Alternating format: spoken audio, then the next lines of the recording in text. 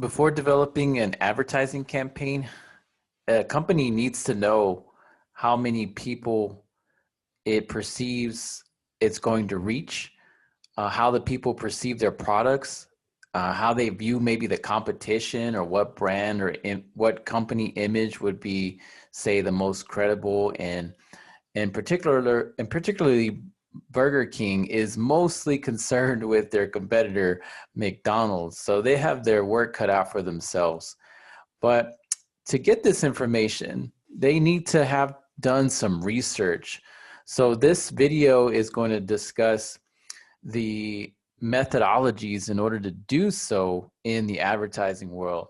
So we're going to discuss advertising research, primarily the differences between qualitative versus quantitative research, and how that helps to uncover the information that these advertisers need to make these decisions on where to place the ad, how to create the content, and how to deliver it. So I want to share with you this pretty cool commercial just to get us started. We stopped selling the Whopper for one day to see what would happen. We no longer carry the Whopper. What? Do they think you have the customer if you get rid of the Whopper? I think it's a huge mistake. It's the best burger nationwide. No more Whoppers. I could cry. I'm not going to come here. There's no reason for me to come here anymore. It sucks. It's nuts. What are you going to put on the logo now? You know, home of the whatever we got? What happened was, people freaked. Get me a Whopper. All right. So the slideshow that I wanted to provide you is going to give us two learning objectives to consider. In looking at that commercial, it is obvious that Burger King, or the ad agency that was in charge of this particular commercial, had two things going for them. They wanted to promote the product and the brand, but they also utilized a very useful strategy in quantitative research, which is considered to be just simply observation, or the observation method. And this was indeed one of the, after they post-tested this ad, it was one of the most remembered campaigns for Burger King. So it was quite a success. Now, we want to look at two learning objectives for this this video, and that's really to discuss just how research can help advertisers by helping them to select their targets, the media in which they want to produce the and send out the commercial, or the ad, whether it be print, commercial, or digital, and the actual messages that are involved in that. And the second one is going to be the learning objectives related to comparing these sort of common methods used in advertising to be qualitative and quantitative research methods. So let's go right into it and discuss first what advertising strategy really implies. What does it mean to research in the advertising field? Well, it really does comprise the creative strategy. It involves a media strategy as well. So one of the major reasons that they do this, obviously, is to be efficient with their funding. So if a company needs to get a new thing out there, they're obviously going to spend lots of money on promoting it through these advertising vehicles. So what they need to look at is essentially two things: is developing a concept for the product, right? And it encompasses a lot of symbolism to benefit the customer. So what they're really trying to do is they're trying to establish the content, like how do they package this thing, right? But what's important here is that the research has to come before and it has to come after. And so what product concept really implies is that it's really trying to assess what is it about this product that people might value and communicate that value. And then target audience selection implies that we really got to look at and study who's going to be the primary purchaser, who's going to be the target, who indeed is going to be using it, but also initially buying it. We learned this a little bit earlier with Old Spice, in that the target market can be extended beyond just the male 18 to 35 using this product, but also their spouse, because they find in the research that as typically those products can be purchased by the spouse, so they actually include them as well in the target, but it has to be clearly defined, and the only way to get to that is by doing research. So in addition to finding the target, we got to then figure out, well, where are these targets consuming, media the most? Because if they're listening to music more, or podcasts in particular, and if it's a specific podcast, then we can go in and we can do some research to indicate, hey, they might be spending more time here. So therefore, we're going to run the ad in that space. So that's what media research is. It's a systematic gathering and analysis of that information to determine where the potential customer might be. Are they going to be on their phone, on TikTok, or where are they going to be? Right. And that's what it really is important to identify for advertisers. It's an opportunity to study the consumers through this message element selection, whereas they are trying to figure out not just where they are, but also what are they like in regards to brands, products, services. And that helps them to determine the kind of message that they should deliver, and what tone, what font style. I mean, it goes all the way down to the aesthetics of delivering a package deal for the consumer. And it's really the art of persuasion. And one of the best ways to persuade someone is by doing your research ahead of time. So the primary research that is discussed in this particular unit has to do with collecting primary research data. This is homegrown. This is not necessarily looking out externally for other data that's already been developed, though that does happen. What we're talking about is collecting data directly, right? And that can be done in-house. So the qualitative methods that we'll be discussing, they use smaller sample sizes. It really puts the meat on the bones. If you just do a survey, that's quantitative. So that's more numbers based. But qualitative is sort of the interviews, the in-depth exploration of people's behaviors from day to day. Maybe you do an ethnographic study, which we'll get to here in a minute. But it's more of it's more about quality of the data, and it really comes in narration. And quantitative, on the other hand, comes a little bit more in terms of numbers. So just to summarize the differences between the two types of research methods, you typically have where if you're running a study to gather some main techniques on either side, again, it's more in-depth if it's qualitative, such as a focus group. And this could be something where 6 or 7 people come into a room and they're with an advertising firm, and they're going to run a focus group. They have a series of questions, and that focus group facilitator is trained to then tap into emotions, to then tap into preconceived notions about a product.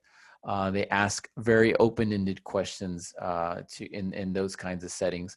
Versus a quantitative study, it's a survey that's been sent out, and they have a set number of people they want to hit. So it's a broader scale type of study, more generalized. In that case, it's perhaps more strength in numbers, right? And so that's usually what they're interested in asking as far as validating their research, is like, well, how many people and how many times did we reach them? Versus a qualitative study, or researcher might ask, well, why is this even important? In what ways do culture kind of seep into your daily life, and why do you listen to X genre of music versus the other, right? So they're looking more for explanation on the qualitative side, versus quantitative is, hey, we want to push out to this survey to X amount of people and get as many responses as possible. Some other things to keep in mind are the kinds of findings, which we'll skip down to the bottom for the sake of time. The kinds of findings for qualitative study has to do with developing some hypotheses, but really gaining insight as far as people's consumer behavior based on an interview, something that they themselves can convey. And this is where we get a lot of the brand identity and brand loyalty concepts from, because oftentimes what we find is that, products that have to do with, say, your teeth, like toothpaste, are oftentimes we're more influenced to purchase a similar brand of toothpaste that our parents use versus what an advertising campaign might try to persuade us to purchase, which is quite interesting. And a lot of that research comes from qualitative interviews versus quantitative. The kinds of findings are, we're really trying to test the hypothesis. We're really looking at it from a social scientific point of view and the scientific method, where we prioritize factors. We try to validate through providing some data for mathematical modeling. Maybe there's a t-test or some other form of quantitative empirical study that needs to be done in order to validate the results. So qualitative and quantitative, two sort of lines in the sand here, but both very effective. And a lot of advertisers use both. They might send out a survey and put together a focus group in combination with that to kind of find a middle ground, if you will, and try to get many perspectives.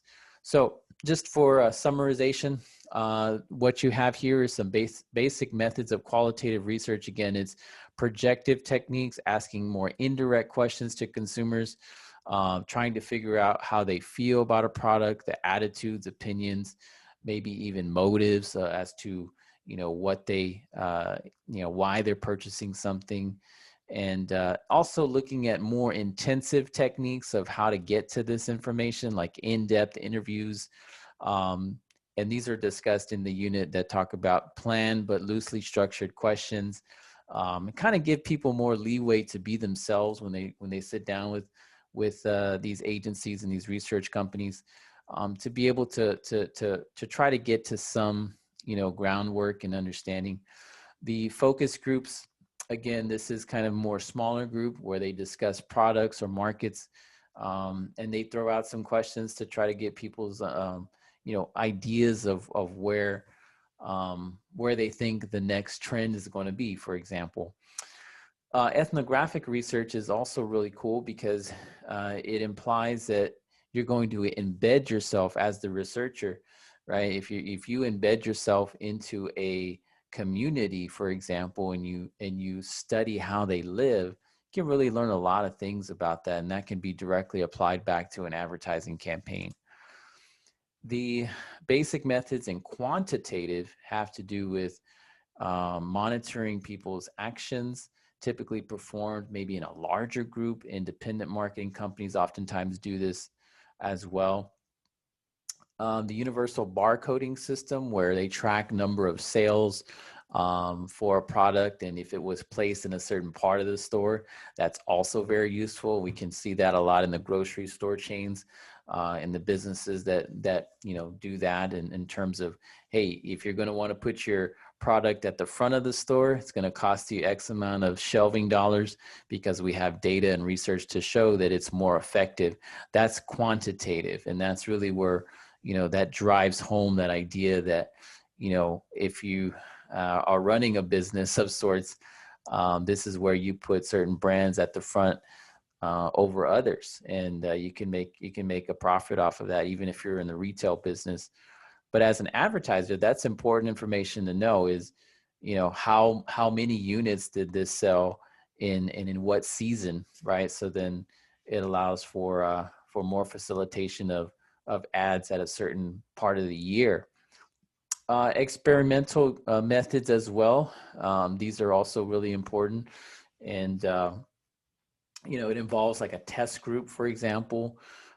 We see that with a lot of products. And one of the more famous experimental methods that was actually used in a commercial similar to the one I just showed you was the Pepsi challenge, whereas they took on the blindfold test of giving someone a Pepsi cup or cup filled with Pepsi and a cup filled with Coca-Cola. And this is kind of like an 80s thing, but check it out if you would. It's a great example of the experimental method and testing the market, if you will, for Pepsi. So, and last but certainly not least, there's a survey that most common. It's easiest to conduct because it's more convenient to send things out, or maybe have people fill out a survey online and so forth. So there are some methods that are employed in the social scientific arena, especially with the advertising world, and allowing for these agencies to create their primary research. So next time you find yourself in a situation where you're like, man, they really nailed that ad campaign. How did they do that? Well, just keep in mind that they didn't freak out. They did a lot of research beforehand in order to capture your attention and eventually get you to that place where you would purchase, due to the fact that they've run such a very unique ad. That's it for this mini lecture, and I'll see you soon.